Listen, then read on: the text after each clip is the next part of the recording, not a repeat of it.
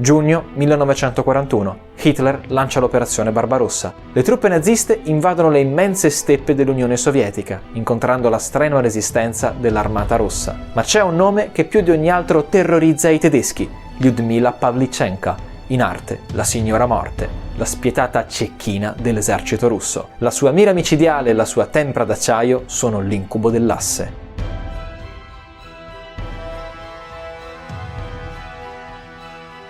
Lyudmila Mikhailovna Pavlichenka nasce nel 1916, non lontano da Kiev.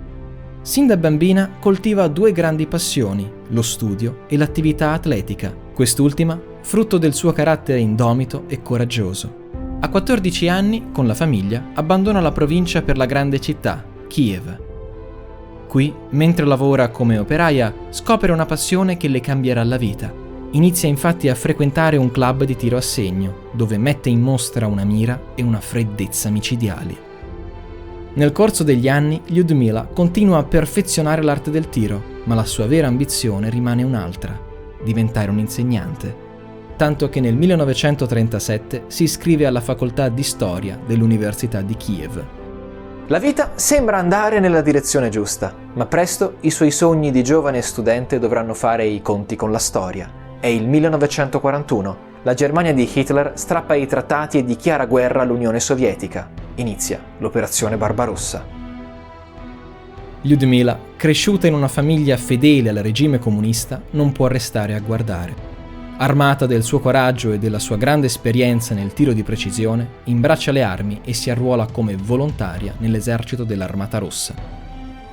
Prima dei tedeschi, la ragazza deve vincere lo scetticismo dei suoi commilitoni, che ritengono una donna inadatta al ruolo di soldato. Ma Lyudmila è una tipa tosta, e davanti alle sue continue insistenze i compagni la mettono alla prova. La conducono sulla cima di una collina e le dicono di colpire 2 soldati rumeni alleati dei tedeschi. Senza battere ciglio, Lyudmila abbatte i 2 uomini, guadagnandosi così l'ingresso nella 25esima Divisioni Fucilieri dell'Armata Rossa. Il suo primo compito è una missione particolarmente delicata: difendere la città portuale di Odessa dalla minaccia dei tedeschi. L'esercito nazista marcia rapidamente e nell'agosto 1941 è alle porte di Odessa. Qui, sulle sponde del Mar Nero, Lyudmila sta per ricevere il suo battesimo del fuoco. Il primo incontro con la guerra è devastante per Lyudmila. Il suo compagno di reparto, un giovanotto allegro e dall'aria simpatica, viene crivellato dai colpi nazisti. La ragazza non si lascia intimorire ed apre il fuoco, mietendo 187 vittime in poco più di 2 mesi. Nonostante una strenua resistenza, nell'ottobre 1941 Odessa cade nelle mani dei nazisti. L'Armata Rossa è costretta alla ritirata. Lyudmila e il suo reparto ripiegano a Sebastopoli, in Crimea, pronti a difendere la città da un nuovo assalto tedesco. A Sebastopoli le viene affidata una missione estremamente pericolosa: contrastare i temibili cecchini tedeschi. Si tratta di un incarico massacrante. Una caccia all'uomo che non ammette errori, tra le macerie, a temperature proibitive, rimanendo immobili per ore in attesa di una mossa dell'avversario. Una vera e propria partita a scacchi con la morte. Anche in questo compito la ragazza si rivela infallibile. Le sue pallottole eliminano 36 cecchini nemici. Per i tedeschi Lyudmila è una maledizione, un tetro fantasma che, invisibile e silenzioso, semina la morte. Pur di sbarazzarsene, tentano persino la strada della corruzione. Tramite annunci diffusi da altoparlanti, i nazisti le promettono cioccolata e soldi se si fosse consegnata al Terzo Reich. Ma Lyudmila, con la sua tempra d'acciaio, resiste alla tentazione. In questo inferno di freddo, bombe e morte, Lyudmila riesce persino a trovare l'amore. Tra le macerie di un mondo che sta crollando, la ragazza si innamora perdutamente di un cecchino russo. I due non perdono tempo e all'inizio del 1942 si sposano. Neppure 2 mesi dopo, però, la loro favola è già giunta all'epilogo. L'uomo rimane coinvolto nei bombardamenti nazisti e perde la vita. La sua morte apre una voragine nel cuore della ragazza, conducendola verso il baratro della depressione. Ma la guerra impazza e non è ancora il tempo delle lacrime. Lyudmila continua a fare strage di tedeschi, fino a quando un colpo di mortaio esplode nelle sue vicinanze. la ragazza si accascia al suolo, colpita al volto da una scheggia. È il giugno del 1942. Per sua fortuna la ferita non è grave e nell'arco di poche settimane può tornare ad imbracciare il fucile. Tuttavia, l'alto comando dell'esercito sovietico si oppone al suo rientro, costringendola ad abbandonare per sempre il campo di battaglia. Ma come mai i vertici dell'Armata Rossa decidono di privarsi della loro migliore tiratrice proprio quando le sorti della guerra volgono a loro sfavore? L'eccezionale valore dimostrato in battaglia ha reso Lyudmila un'eroina nazionale, troppo preziosa perché rischi la vita in guerra. La sua morte potrebbe minare seriamente il morale dell'esercito russo, già provato da numerose sconfitte. L'alto comando sovietico decide dunque di ritagliare per Lyudmila un ruolo di spicco nella propaganda, consegnando alla patria un'eroina a cui aggrapparsi in uno dei momenti più bui della propria storia.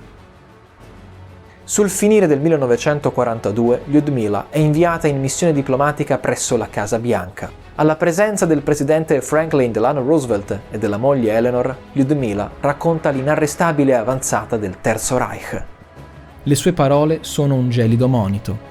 Se gli Stati Uniti non interverranno in Europa, i nazisti avranno la strada spianata per la conquista del vecchio continente.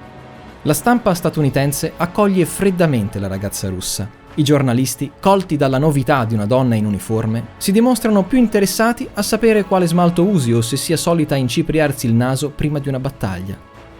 Anche davanti a simili provocazioni, Lyudmila non perde i suoi nervi d'acciaio e continua ad inchiodare gli Stati Uniti alle proprie responsabilità, dimostrando ancora una volta di che pasta è fatta. «Non credete, signori», ammonisce durante una conferenza a Chicago, «di esservi nascosti troppo a lungo alle mie spalle».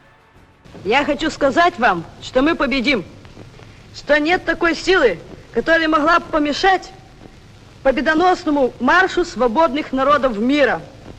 Мы должны объединиться. Как русский солдат, я предлагаю вам, великим солдатам Америки, свою руку. Fellow soldiers, forward to victory.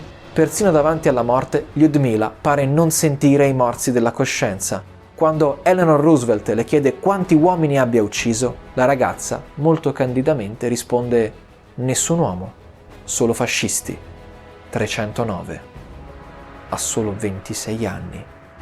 La signora Morte, come è stata ribattezzata, si rivela perfetta per il suo ruolo di ambasciatrice.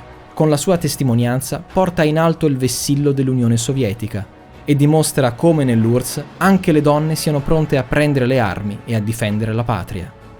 In effetti, Lyudmila non è l'unica donna a comparire tra le fila dell'Armata Rossa. Le tiratrici scelte e inquadrate nei ranghi sono oltre 2400.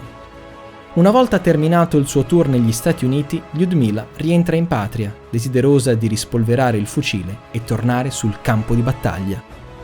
Ancora una volta, però, Stalin pone il suo divieto. Lyudmila è ormai essenziale alla propaganda del regime. Fino alla fine del conflitto, la ragazza rimane così nelle retrovie, incaricata di istruire i nuovi cecchini dell'Armata Rossa. Seppur per vie traverse, corona il suo desiderio di diventare insegnante. In fondo, la sua carriera di cecchino non è durata nemmeno un anno, eppure tanto le è bastato per collezionare 309 uccisioni, con la spaventosa media di quasi un morto al giorno. La storia ci ha consegnato un ritratto estremamente gelido dell'infallibile cecchina dell'Armata Rossa. In realtà, sotto la corazza da ufficiale si nasconde una donna tormentata dal dolore. Le tragedie subite durante la guerra le provocano disturbi post-traumatici che tenta di affogare con l'alcol. Ma soprattutto, il suo cuore è dilaniato dalla sofferenza per la tragica morte del marito a Sebastopoli. Sopraffatta dal dolore e dalla depressione, anche per Lyudmila arriva l'ora della fine.